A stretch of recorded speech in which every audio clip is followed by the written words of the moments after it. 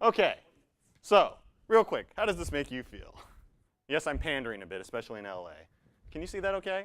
Have you ever driven, say, you're going up to see family or coming up to school and you encounter this on like the 110 or the 405?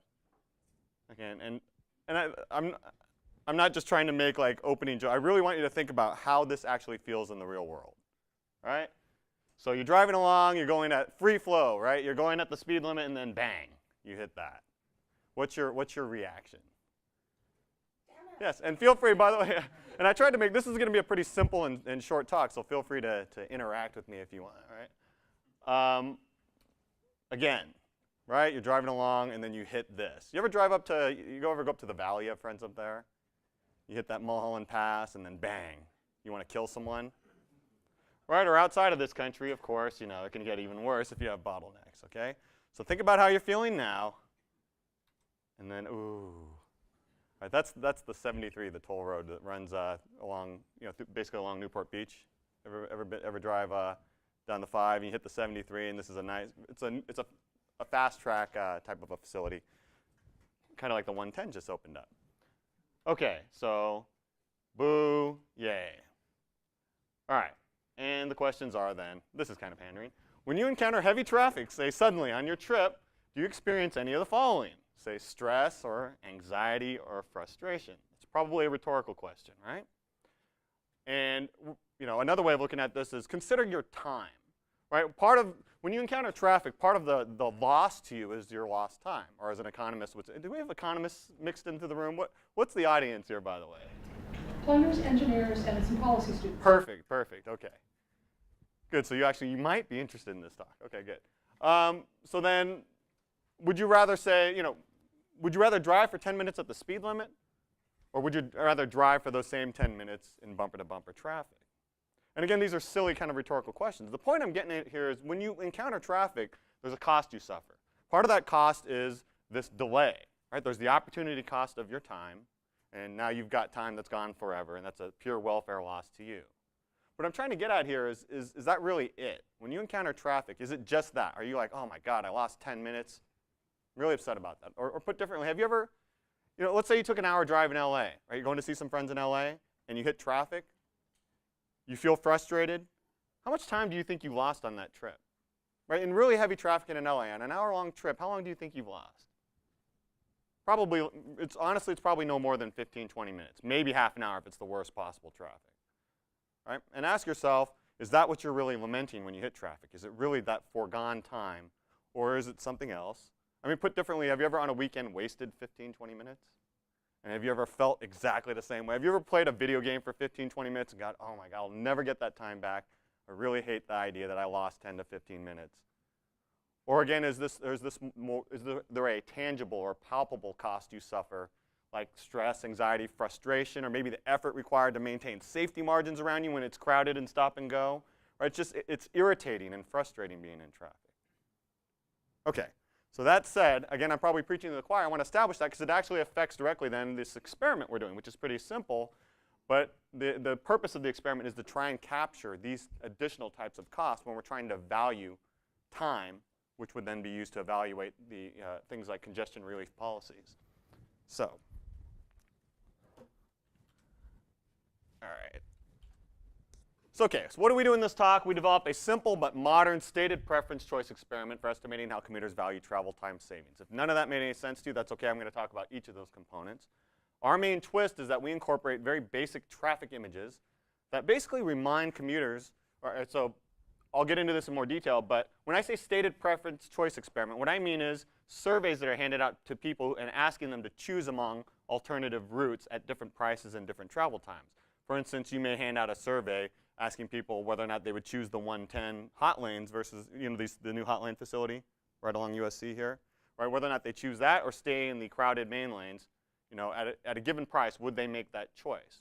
Right? In other words, it's a hypothetical scenario that they're asked to respond to. And what we want to do is incorporate really basic traffic images. And the idea of these traffic images is to really highlight to the survey respondents that there's a difference between traveling in congested travel and traveling at the speed limit. I know it may sound silly to want to remind people of that, but think the idea here is to try and bring reality into a hypothetical scenario. All right? And what we find is that traffic images do indeed substantially influence how travel time is valued. And in our case, actually, we're particularly interested in something I'm going to call a congestion premium. We care about trying to elicit that congestion premium so that we can fully capture the value of congestion relief. And it turns out in our particular experiment that we're unable to do that when we don't use the images, but are able to do it when we do use the images. So what follows is a description of this really simple idea, but it's applied to, unfortunately, a fairly complex empirical setting. And what I promise you, because Lisa will get mad at me otherwise, is excuse me, Dr. Schweitzer. Is it Dr. Professor or just Dr. or Professor? Okay. I'm Seiji, by the way, in case you don't call me Dr. Steimetz, please. Unless I'm in front of, like, you know, someone who's going to evaluate me for promotion or something. All right, an equation-free presentation is what follows, except for, like, maybe one or two, right? Because I have to, because I'm an economist. Okay, so what is the value of time? This is the thing we're really targeting. We want to estimate this as cleanly as possible, and I'm going to talk about what it is and how it's generally estimated, which will then set us up with the problem that we try and, I guess, not solve, but at least analyze in this paper. So, for example, LA commuters, this is an easy number to sell to you. In LA, including Long Beach, each commuter typically loses about 64 hours annually to traffic congestion. So that's 64 hours gone that you would have otherwise enjoyed, right, but for reduced driving below the speed limit due to traffic congestion. And the question then is, how much should we invest in reducing that congestion? Or what number would you need to try and figure out how much it's worth, right? Let's say we were going to expand the 110, add a lane. Let's say that was going to save each of us 3 hours a year. How do we value that expansion? How do we know whether or not it's worth it? Don't we have to know how much those 3 hours are worth to you and then aggregate that across everybody who travels on the 110? Right? In other words, we need to know this value of travel time savings to be able to evaluate, do cost-benefit analysis for transportation improvements. Or one possible scheme is, as especially planners and well, I think most of you in the room, have you heard of congestion pricing? Actually, in this area, you're probably especially familiar with that, right? So the idea is pricing scarce road space and solving an externality problem in the process. If you want to set the tolls, if you want to know what the appropriate prices are for a congestion pricing scheme, you also have to know what is the marginal value of reducing travel time with a reduction in traffic flow. Again, you need to know this value of time to do any sort of transportation improvement policy analysis. Does this thing close automatically? All right. So, well, basically, the value of time, or more precisely, it's called the marginal value of travel time savings. It's also known as the value of time. How much are you willing to pay to avoid time lost due to congestion? That's a quick way of thinking about what the value of time is, right? What is it worth to you to save a few minutes? Or how much are you willing to pay? It's probably the most widely used concept in transportation analysis for the reasons I just talked about. It's crucial for evaluating congestion relief policies such as highway investment and congestion pricing. And by the way, feel free to stop me at any time with questions or comments or disparaging remarks even, or whatever you feel like. Okay, this is the only technical slide in the entire presentation. But I think it's actually worth illustrating what exactly the value of time is, because it informs where we're going about how to estimate it.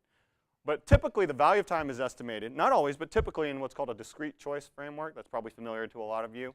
In other words, you're looking at choices between road A and road B, and you could specify, if I say conditional indirect utility, does that mean anything, or is that just, how about a happiness index, right? And that's really what it is, right? It's just economists, we think we're physicists, and so we like to come up with fancy names and equations. But so think of VI as like a happiness index, right, where the higher it is, the more likely you are to choose, say, road A, right? So that's your happiness from road A, or more generally, you know, road I, right? So we would specify this empirical function, this empirical index, that it's going to be a function of perhaps a bunch of covariates. We'll just call theta a bunch of parameters and x a bunch of covariates. But we're going to focus on how much time you spend on that particular route and how much that route costs you to travel, right? Say just in money outlays or in operating costs. And the marginal value of travel time savings is simply going to be, it ends up being the ratio of coefficients from a discrete choice model, such as a logit model or a probit model. Maybe some of these sound familiar.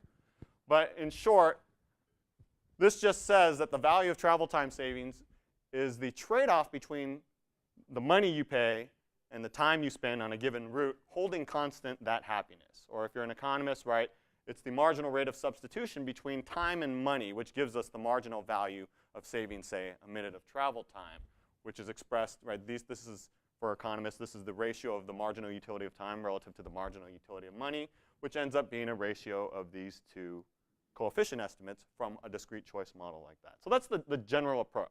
Now, if I had a more complicated utility specification there that had interaction terms that, say, interacted with other covariates, personal characteristics of each respondent, then the value of time would be functions also of those characteristics. Right? So if there are, you can imagine any number of things multiplied by time or cost that would then enter this equation, and this thing would become a more and more complicated. But the concept is the same. You look at choices between two alternative routes with different prices and times, and then you figure out how much people are willing to pay to save some time. Yes? Empirically, is it likely that there are these other covariates that influence people's marginal value? Yes, and let me see if I understand correctly. But for instance, there's a quick one would be females tend to value their time more than differently than males do, right? And that's a kind of a robust finding. Some of you could write a dissertation on why that is. I've never figured out why it is. Right, if you ask a room full of males, especially 10 years ago, on the return trip home, why females have a higher value of time than males, it's because they're going to go and take care of the kids. Right? I don't think you can say that anymore. But yeah, there are ethnic differences. Income is obviously the key demographic. Right? People with higher incomes tend to have a higher value of time, which is why the 110 toll lanes, for example, get this reputation of being Lexus lanes. Right? Although if you read a paper by some dude at Cal State Long Beach, he shows that low-income full-time workers have a higher value of time than, say, high-income part-time workers. Right? So it's really about offering choices or offering a backstop to everyone who needs to get to work, not so much maybe focusing entirely on money. Right? That's in Transportation Research by Beats, Dr. Steimetz, Cal State Long Beach. Anyways, but self-sites, those are crude. Those are crass, right? OK, so everybody gets the setup, right? Trading time for money, you need some sort of empirical setting that allows you to identify people with choices among different ways to get somewhere that cost different amounts, that have different travel times to get this trade-off between time and money. OK, so the next step then is what data would you use? Well, there are two general types of data. There's what we call revealed preference data and stated preference data. I think it's kind of generally understood that revealed preference are preferred when you can get it. Revealed preference data are, for example, real-world choices made among alternative routes that have varying costs, travel times, and other trip attributes. Right? For example, the 110 versus, the 110 hot lanes versus the regular lanes, that would be an example of two alternative routes with varying times and money. Right?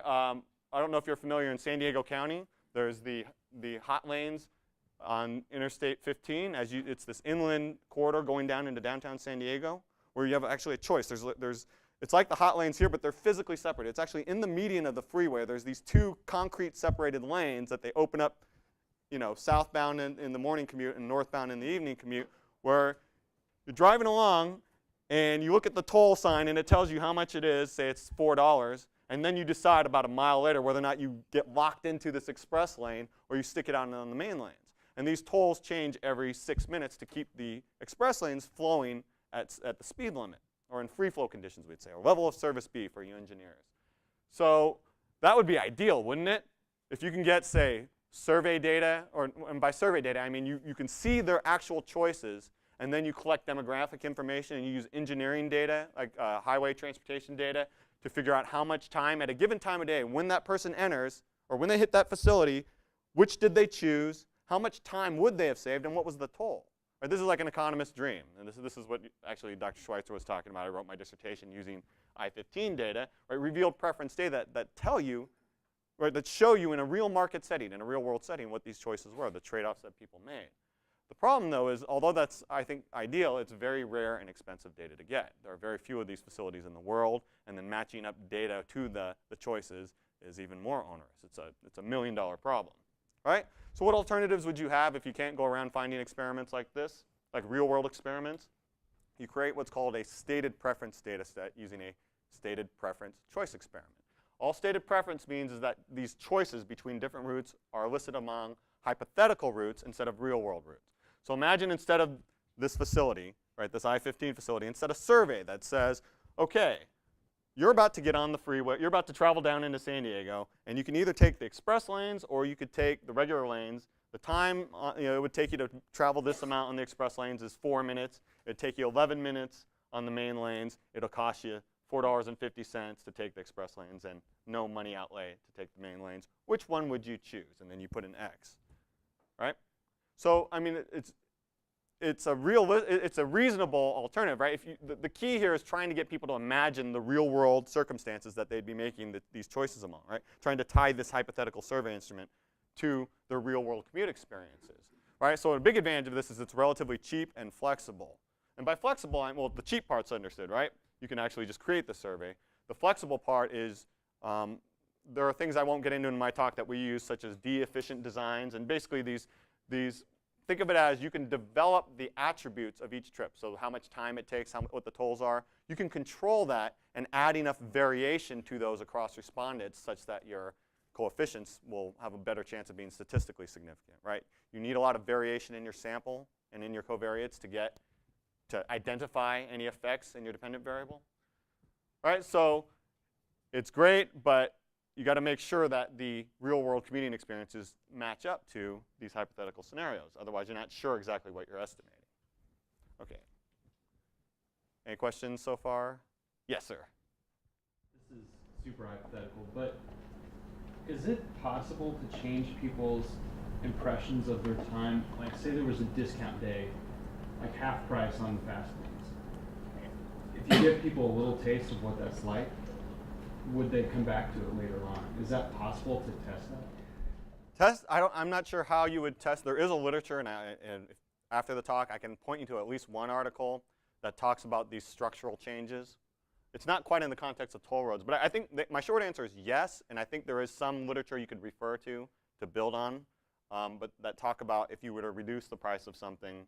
It was in the context of gas prices, right? It was really about a policy where you raise gas prices for 2 days and create that impression, and does that have a structural effect on people's demand for gasoline, right? So there is some way to go about doing that, and if you really care, I'll try and point you to that literature. There's actually a brilliant paper by a USC PhD student and I don't know, one of their extremely brilliant professors talking about transit teaser programs. Okay. Right, and how those can open the door to sort of help people understand the good that they would be getting into by lowering prices and offering fee passes. So I can hook you up. And there is a literature in transit, at least, on trying to change people's understanding of the good that they're consuming. Yeah. Or that they might be, because that's one of the initial barriers, right? If I've never used the fast track, if I've never put my bicycle in front of a bus, right? If I've never paid the fare, if I've never used the fare machine, all of those things can act as barriers to actually using a good. That's one of the reasons why you kind of want to increase people's understanding of it a priori if you're going to use a stated preference, because it's really hard to figure out what you're doing if you've never done it, what you're buying, what you're experiencing. That's a great point, and we even are going to talk about, when we talk about something in this talk called pivot design, I'll get into a little bit about how you try and make this tie. But yeah, or in general, I mean, that's kind of what advertising or free samples is for, right?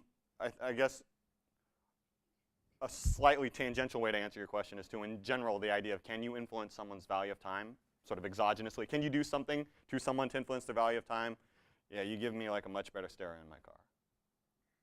Right? I mean, and that might lower my value of time because I don't mind traffic as much because I have a much better stereo system.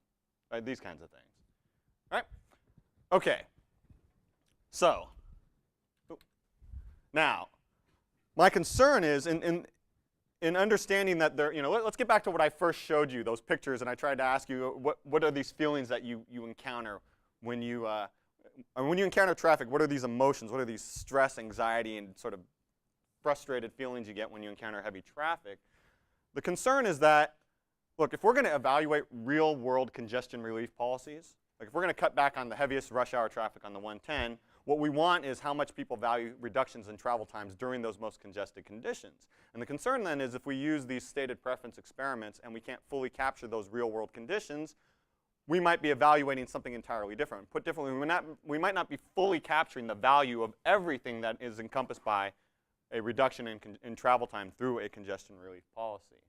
And so, there's this idea that there's a congestion premium that I'm going to refer to this in general, right? There's the value of your time, but then there's a premium to that. There's an additional component to that that includes non-temporal costs, such as this, stress, anxiety, frustration, your willingness to pay to get out of traffic, in addition to the opportunity cost of your time, right? And so first I asked, does this exist, right? Is there some evidence to suggest that this is a real thing other than just how we feel when we look at pictures? One piece of evidence is value of time estimates based on RP data are typically higher than those based on SP data. All right, so that's the first kind of clue, right? For instance, David Brownstone and Ken Small at UC Irvine find that RP estimates are typically 50% higher than their SP counterparts, even when you're getting responses from the exact same survey respondents. Right? Also, Wardman, he does a meta-analysis mostly of European RP estimates and RP and SP estimates, and finds that RP estimates are on average about 18% higher. So the question is, do RP estimates reflect this congestion premium, right, that SP estimates might fail to capture?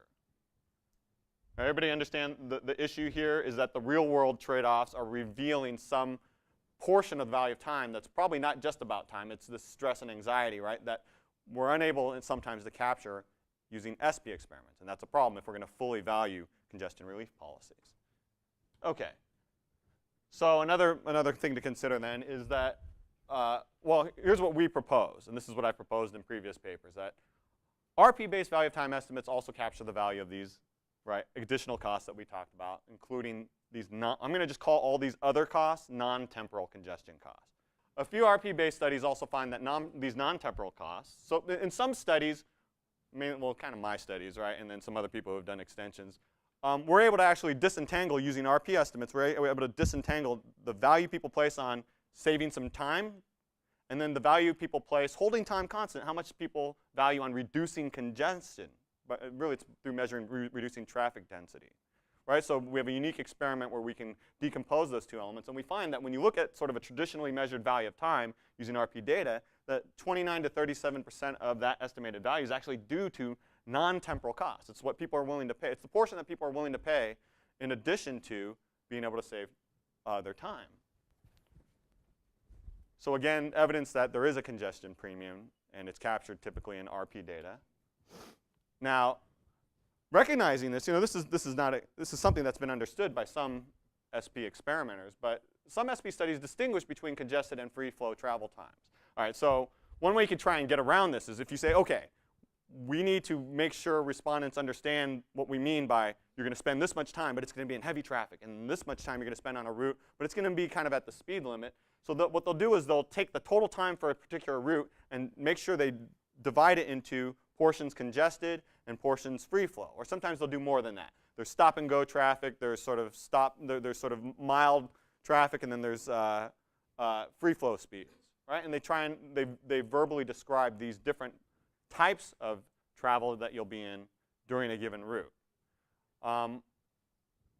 With these types of studies, typically the finding is the value of time under congested conditions is 30 to 50% greater than under free flow conditions. So there's some promise there that if you distinguish verbally these differences, right, then maybe you can elicit this congestion premium using stated preference work. What I haven't shown you on the slide, though, is there's also a lot of studies that just simply don't elicit any congestion premium. And we don't know, is that because there isn't one, or is it because you failed to capture it because your real-world experiences of the survey respondents aren't matching up to the hypothetical surveys they're facing? So here's our idea. Right?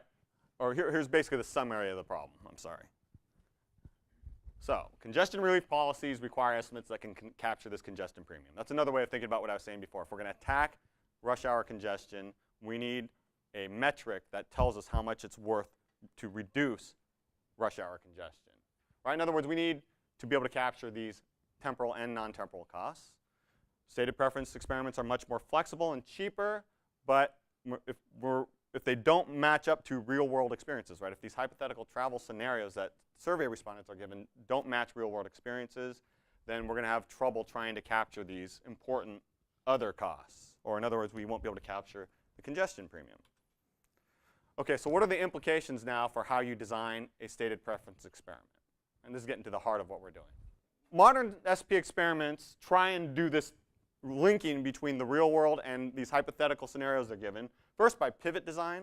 So pivot design, and this kind of related to, make sure you have some experience with the good before you try and use it. So the idea is you're given choices. You're given road A, road B, road C, different prices, different travel times. But you make sure road A is their most recent real-world commute. So you ask in a survey, hey, how much time did you spend? How'd you get here? How much time did did you spend, and what tolls did you pay, and so forth.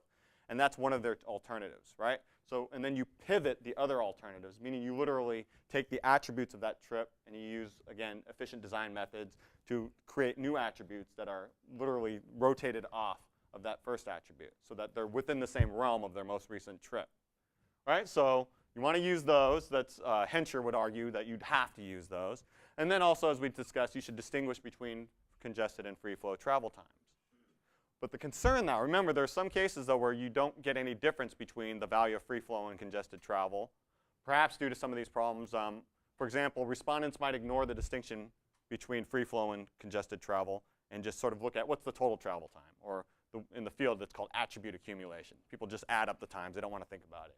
Or sometimes if you include too many attributes, you try and get really realistic with describing each route, and you tell them how many trees are along the route and what's the probability of seeing a pretty girl or something, right? And you're going to have so many attributes that they're just going to start ignoring some of the attributes, right? Or in other words, attribute exclusion, and you're going to get garbage. So our twist is that we decided that a picture is worth 1,000 words, right? Why not bring in a simple traffic image? Right? Just show them. Instead of describing the difference between congested and free flow travel, let's just show them a picture. And in this experiment, we're not even showing them a very good picture. We're just showing them any picture, right, as a proof of concept. Right? So let's see if we can at least prompt them visually to understand that there's a distinction.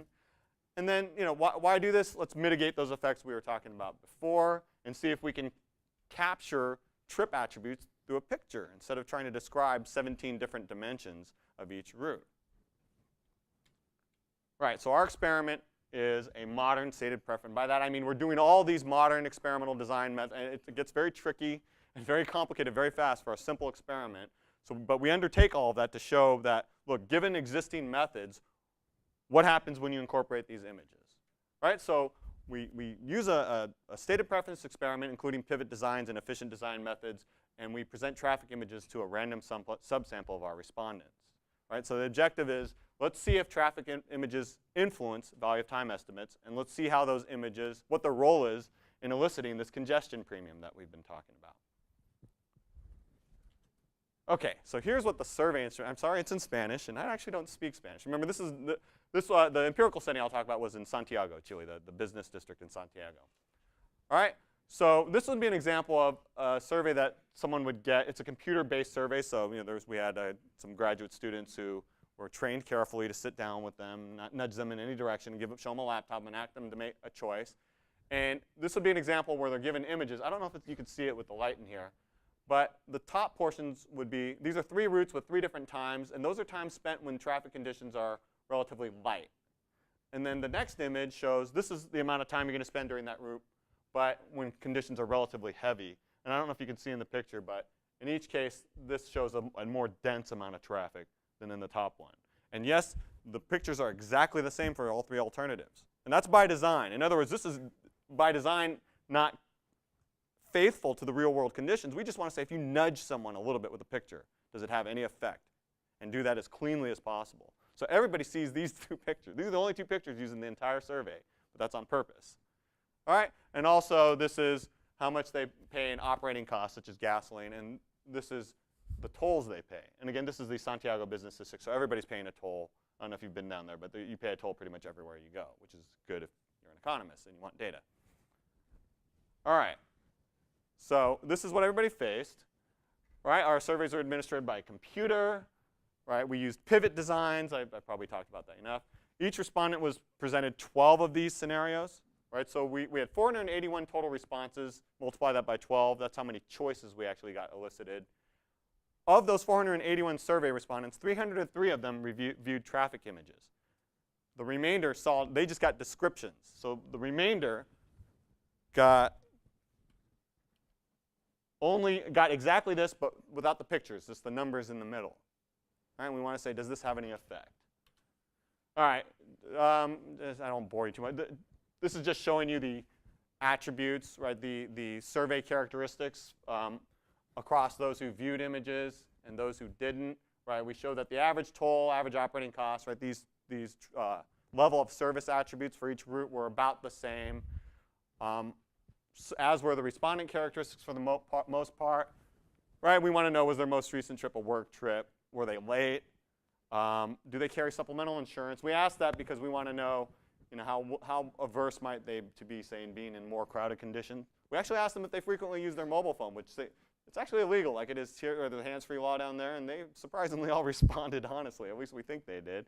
Right, getting back to what you were asking about, if you use your mobile phone a lot, maybe you have a lower value of time. So we're trying to control for a few of these things. We invented these travel times. Well, let me back up. We invented about 2/3 of them.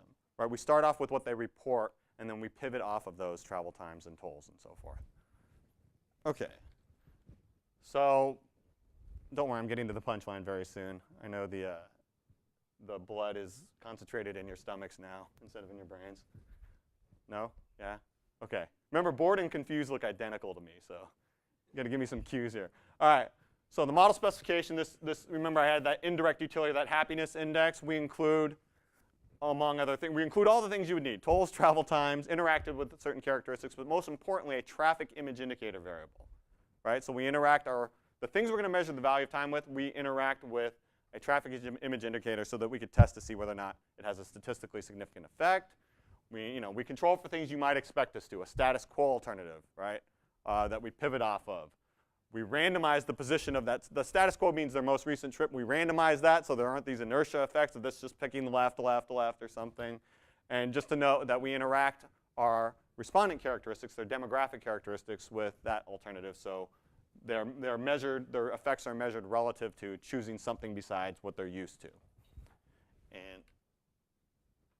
And we use a mixed logit model. We'll just say that, okay? Mixed logit turns out to be the best. We control for panel effects. And most importantly, what we're doing is we're coming up with separate estimates for free flow and congested value of time. But also, we're doing that separately for people who saw images and people who didn't. All right, so we're going to get 4 value of time. We're going to get 2 value of times for each group, the ones who saw images and the ones who didn't, to see if we can get a congestion premium or to see if the images have any effect on the value of time. A technical point is that our point estimates are actually the medians of bootstrap distributions. Remember, it's a ratio of 2 coefficients that we're coming up with and interactions, so it gets very messy statistically. Right? That's not a known closed-form distribution and very sensitive to things changing in the top or the bottom. So we simulate. We do Monte Carlo simulations of the empirical distributions of that ratio, and we take the medians as our best point estimates. Right? The mixed logit results are pretty much what you would expect, right? The signs are what you would expect. The magnitude, or the signs are what you would expect, and the statistical significance is where you would hope it would be, but for one of our level of service variables. So we omit that in our value of time calculations. 3. So I'm trying to stay within the time constraint here. That's why I don't mean to rush. But feel free to stop me and ask. Right? So it's a discrete choice. You got 3 routes, but each respondent answers that same question 12 times. Right? This is multinomial logit with a way to deal with the error terms in a way that you can capture unobserved heterogeneity, which is called the mixed logit model. That may mean something to some people in the room. Let's get to the punchline. Okay. For people who do not view traffic images, we find, on average or in the median, they value a marginal reduction in free flow travel time at $5.90 per hour. It's in pesos, and we convert it using exchange rates from 2 years ago. All right? And in congested travel, they value a reduction in travel time at $5.90 an hour. We did not game this result. We did not cherry pick this, I swear. Right? This is a robust finding across specifications. In other words, there's no difference. There's no congestion premium elicited. For those who viewed traffic images, they value a reduction in free flow travel time at $5.70 an hour, but congested travel time at $7.40 an hour. All right? And that's really the whole story right there. So let's summarize that. Right? From the responses without traffic images, the value of congested and free flow travel time are the same. In other words, there's no congestion premium captured.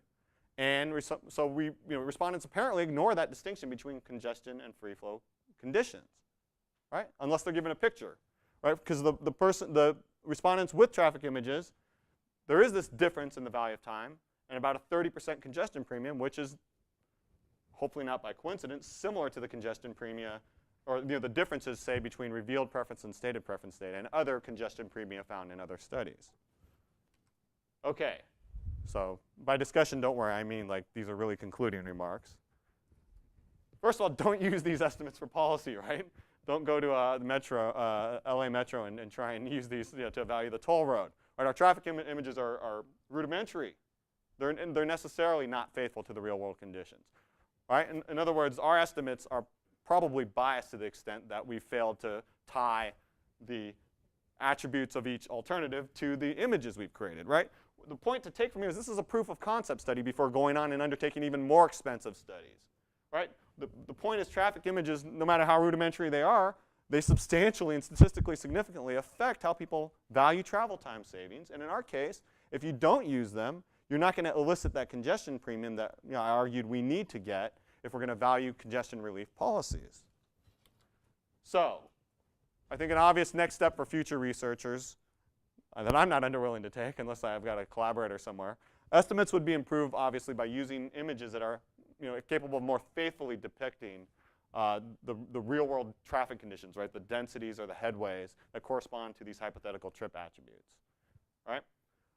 One problem with that is if we're going to use these pivot designs. Remember what a pivot design is? You start out with one of the trips, one of the routes of is their most recent trip and the attributes of that trip, and now we have to pivot the new trip's attributes off of that, which means ideally you have to generate these images in real time, right? You're going to come up with different travel times, and then you got to come up with different, for the congestion free flow conditions, you have to come up with different headways or densities and then generate that. And that's pretty tricky. It's going to be very cumbersome and very expensive. But our findings suggest that, hey, it might be worth undertaking those expenses. Right? Keeping in mind, if you get the value of time wrong by just a few dollars, right, that could have $1 billion policy implication. So let's maybe try and get this right, and this is perhaps one way to do it. You might ask, can driving simulation facilities be suitably employed? They exist, right? Driving, there are labs. Who was it? I can't remember his name right now, but I think at the University of Minnesota. Yeah, okay, yeah, David Levinson, that's a good name to bring in. He's done some work on this, right? Can we adapt a driving simulator and create an experiment where we can then, that's much better than even one picture, isn't it? That's ultimate real-time image generation. Yeah, I got to try and contact him after this, I think, right? Okay, so this is my last slide, right? Failing to capture this congestion premium, I think I've beat this to, hopefully beat this into everyone.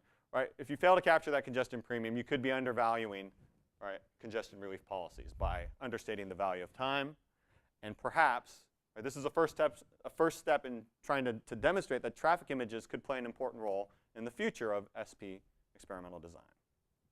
So with that, I thank you very much for inviting me here, and thank you. So I'm going to start off with a story. I have all sorts of friends all over Los Angeles, and they're from various different backgrounds, and I have one of them who absolutely hated the notion of congestion pricing. Those of you who are my students know that I don't know how to drive a car, which means I spend a not inconsequential amount of my time mooching rides from friends, right? And this happened to be one of those friends that I often mooched rides with. And he just hated congestion. I'd explain it to him. The only thing he hated more than congestion pricing were tradable permits. Right, and these are the kinds of things I studied when I was a PhD student, and he was a grad student also at UCLA. He wasn't in transportation. He just hated congestion pricing.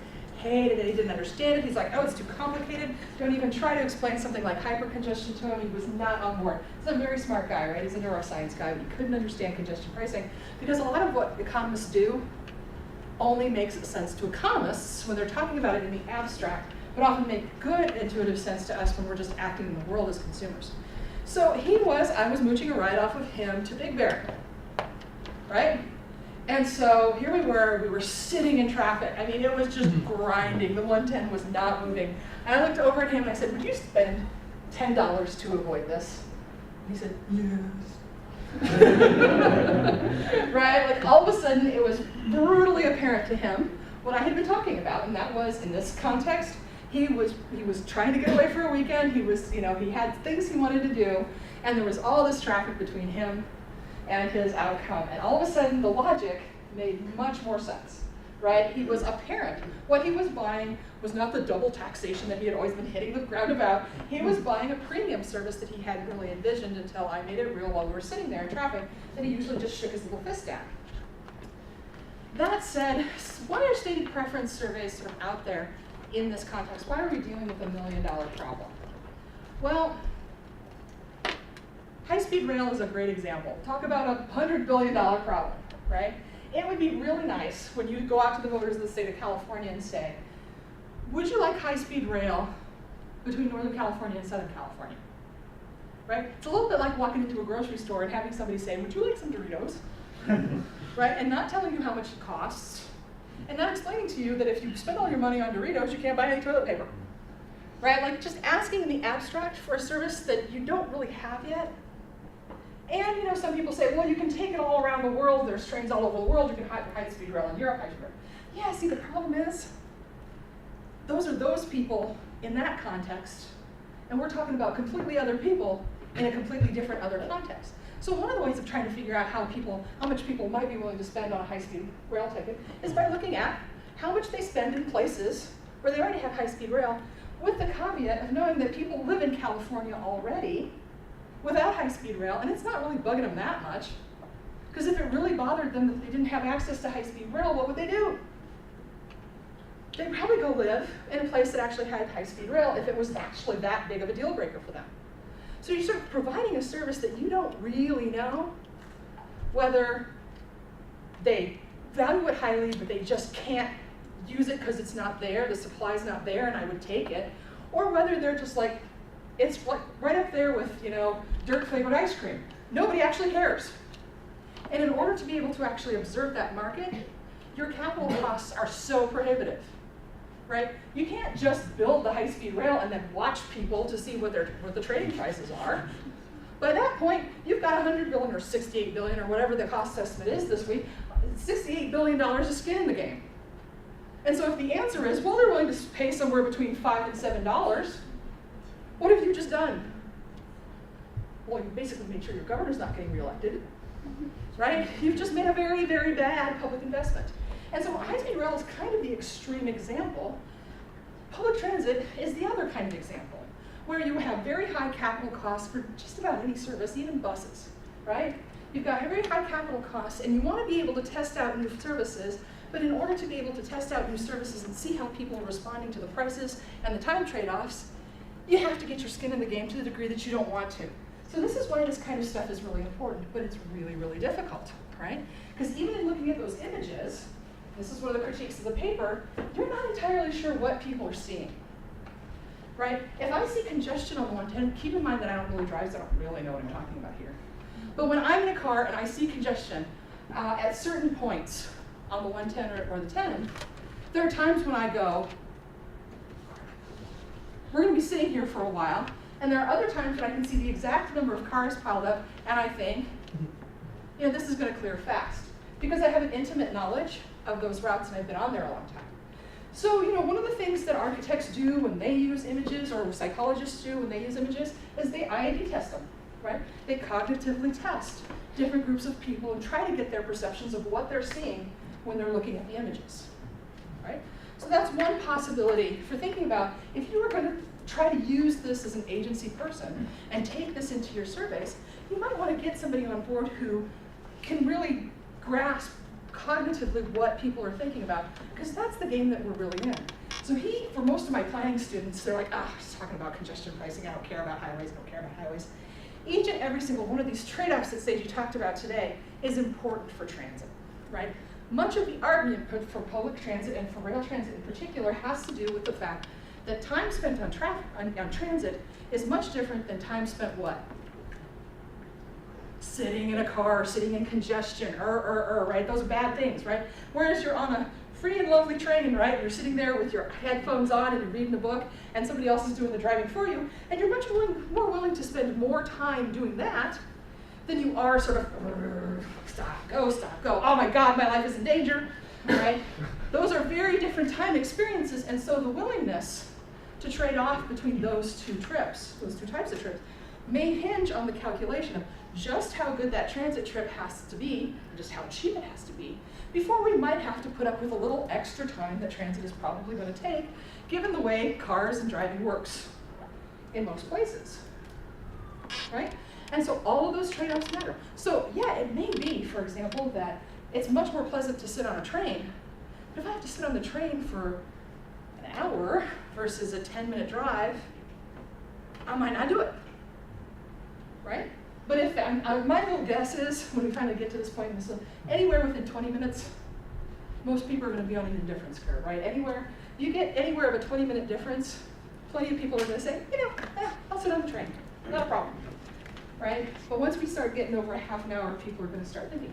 Because it's not necessarily just that trade that matters, and that's the second critique, which is sociodemographics matter, but the context of the day matters.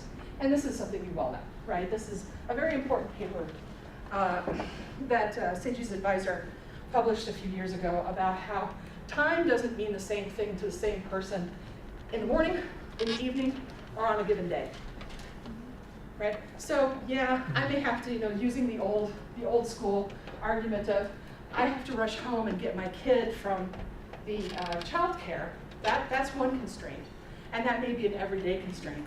But there might be a ballet recital, right, on Thursday night, and come hell or high water, I'm going to that ballet recital, right?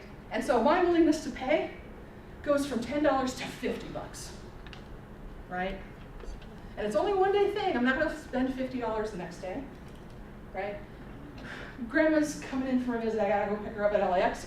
And my grandma's from Iowa. She's never been on an airplane before. Starting her loose in LAX would be criminal, right? I am not going to be late to pick her up at that place, right? These are the sort of contingent kinds of questions that you are actually making when you're looking at those pictures.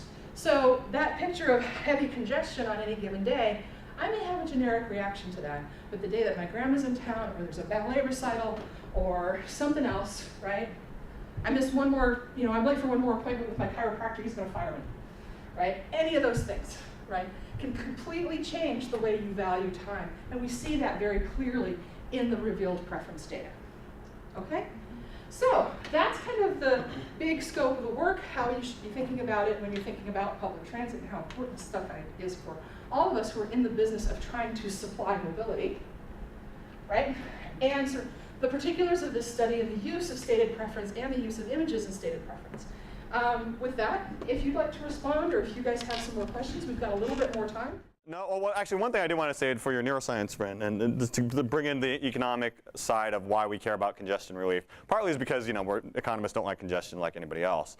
But what we're often concerned with is externalities, right? And this is another a social argument to make to your neuroscientist friend, right? Congestion relief for economists and congestion pricing in particular isn't about making the road faster for all of us because it should be faster. It's about correcting a market failure, all right? In short, when I get on the 405 and you're already on the 405, right, I slow you down a little bit. I don't care how I'm slowing you down. Like when I'm going to drive home, I'm not thinking, should I get on the 405? I don't want to slow these guys down. I'm thinking about my own personal travel time. And the same is true for getting on a bus. Yeah, exactly. I get on a bus, I've diminished your ride. Right, exactly, right? But I typically don't care. I mean, I don't have anything against you guys, but I don't know you guys, and I don't care if I'm slowing you down, right? So the social cost of my trip is my own time, let's say, plus the amount by which I slow you down, right? In other words, the social cost of my trip exceeds its private cost, and as such, I don't have enough of an incentive to avoid traveling during that period, right? Because I don't pay the full price. In other words, that externality I'm talking about, the difference between the social and private costs at the margin there is an external cost that leads to the idea of an inefficiently high amount of congestion. So what we care about as economists typically is reducing congestion, not entirely getting rid of it, but reducing it to the point where the marginal benefit of the last trip taken equals its marginal social cost, thus reducing the externality to an economically efficient level. It'll still exist, but it's less than before. So that corresponds to a reduction in traffic, right? So these pricing schemes are also designed to correct an injustice, if you will, right? Tell them that. Yes. So you're saying that when we visualize these externalities that there's a higher value to the congestion premium, the congestion premium? No, what I'm saying, okay, let me answer. What I'm saying is people don't visualize the externalities. They don't take them into account, right? If you go to Albertsons, right, and you write a check, right, it means you're not thinking about the people behind you, right? Or put differently, so you're imposing an external cost on them. If you write a check at Albertsons, or if you're about to write one and everybody behind you is a good friend of yours, you might not write that check. In other words, you've internalized the externality. So visualizing the externality would mean you're someone who actually internalizes it. And maybe I'm not answering your question correctly. If I see the line in front of me, I'm like, oh, this is way too much. Yeah, I'm not going to get on line right now. Well, in the absence of pricing, right, that's the only thing that disciplines demand on an in-price facility, right, is your perceptions of the time delays. That's the only thing that we've got that actually prices, right? Plus, some maybe to an extent, the probability of getting in an accident or the gas, right? But it's really the time that seems to be the dominant component. And that's actually one of the other reasons why I think it's so important to try to get at what these images actually mean, right? So would I feel the same way if I went on Google Maps and I saw congestion on Google Maps instead of the picture of the cars? Do you think I would feel the same way? I think you would feel differently, right? I think you would feel different, and this gets to the contextual effects that Dr. Schweitzer's talking about. I think for every set of images I give you, every time I change the image, I will change how you value your travel time. And that's kind of a concern, right? And so the question is, how closely can you tie those images to the real world? Yes, sir. My question kind of builds on that, in that your model is pretty rudimentary, but down the line, it was mentioned that it's very expensive to build a model that will accurately capture people's imaginations. It seems like GPS devices might have an incentive to get some skin in the game, because it might be worth, having an app that gives you a cost, like on a route, instead of like me seeing a red line. Like I know, like for me, this red line means I'm not getting on the freeway. For my wife, it's a little bit longer, but we have to sit there and think about it. Or like when you go on the freeway and you see it's $4, you have to sit there and think, is it worth $4? It might be helpful to have an app that does it for you. And would they be able to pony up some money in terms of, carrying this research further down the line? There is a group of people who actually use GPS devices. I imagine it's getting easier and easier now. Like, everybody's iPhone has GPS, right? So I suspect in the future it'll get easier to cultivate these data. There are people who actually try and do this, right? They've run special experiments where they actually installed transponders in people's cars, and then they're going to know the different tolls and trade-offs, and in other words, the rest is basically engineering. They just want to see their choices. So, it's not individuated. It's kind of generic, right? You still have to make the calculation based on your own. Oh, you mean to help you make the choice? I would put that. Yeah, I would put that along the lines of people who study advanced traffic information systems, like ADAS systems, right? The more information you have, the more informed choice you would make. But I don't know. So you might argue, for example, that you would have a. I don't know which direction this would go in. Come to think, I don't know how to. I could put in like I will not want to be in traffic for 20 minutes because the stress is worth this much to me, and the time for this much. And is there an app that can elicit your preferences for you? What I would actually it might kill for, overlap with the research. right, what I would actually kill for, right, is some sort of capacity to capture when people check to think, if I had like an extra marker on data from something like NextBus, right, I would love to know how people use NextBus, right, whether they look 2 buses ahead, whether they use 1 bus ahead, and if they had sort of a rider information on the second thing that I care a lot about, which is if I had NextBus that would tell me this bus is crowded, but there's an empty one in 10 minutes, how many people would wait for that second bus? And how they, because right now I can try to watch people on train stations, right?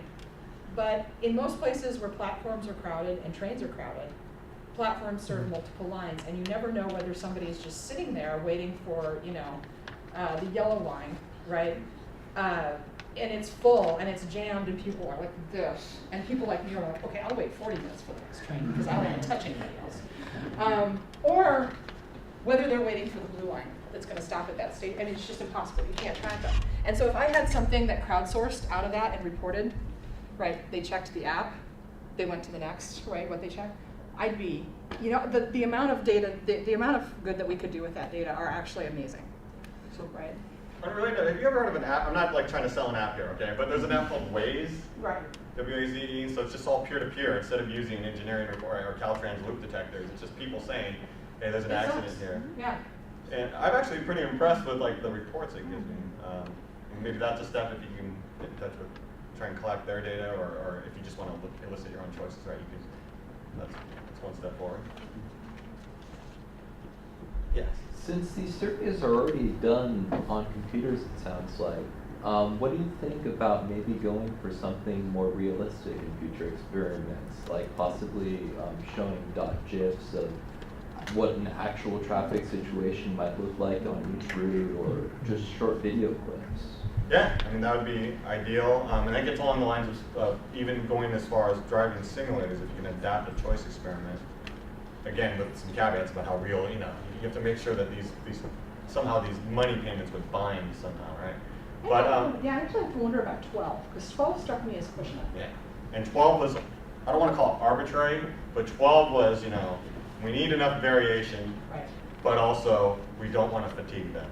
Did you do any tests about the beginning or answers at the beginning and the end and your robustness checks for that? Oh, that's actually a good question. No, we didn't. We Okay. could do that, Okay. right? But to see if we split it up in the pre and post part of the panel, that's a good idea, right? Yeah, because I mean, one of my experiences is that basically 3 and 4, in more complex scenarios than you're dealing with. But once you get to 3 and 4, people are conflating the first two. They don't know how to compare, even with images and even with maps. Right. Anywho, one last question before we let Seiji go to lunch. No? All right, guys, thank you so much for coming.